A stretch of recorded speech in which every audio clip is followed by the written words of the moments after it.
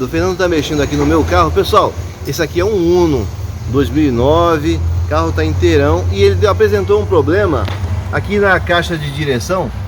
E o que acontece?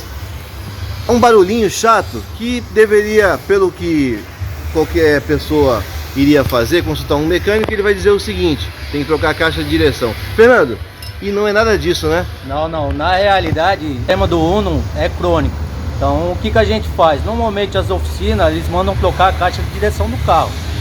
Eu, como já trabalhei muito tempo na Fiat, eu sei o que se faz. É essa peça aqui que eu vou mostrar para vocês, ó. Apenas trocando essa pecinha aqui. Essa pecinha só.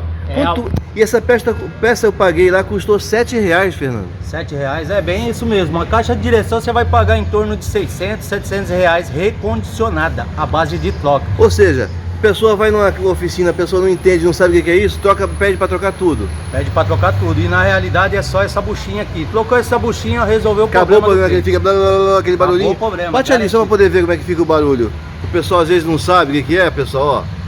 Agora não tem mais barulho. Ah, não tem porque você já mexeu lá, né? Já trocou. Tá você já trocou. Tá trocado. Mas fica assim, ó. Parece um barulho de amortecedor, isso, alguma coisa, batente. O pessoal acha que é amortecedor, a suspensão inteira. E é só essa buchinha. Trocou essa buchinha da caixa, resolveu, garantido. Tá vendo, pessoal? E é só aqui na Cisão que você vai encontrar esse tipo de honestidade e sinceridade. Vem pra cá na Cisão que você vai se dar bem. Honestidade, competência, trabalho bem feito. E eu tô satisfeito. Vem você também pra cá. E só na Cisão Serviços Automotivos você vai falar com mecânicos e obter uma avaliação para o problema do seu carro sem enrolação.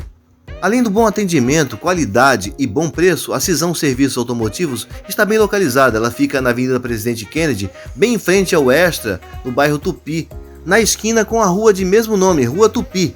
Se você quer saber o que realmente seu carro tem sem ficar andando de oficina em oficina, vem para a Cisão Serviços Automotivos. Aqui você vai se dar bem.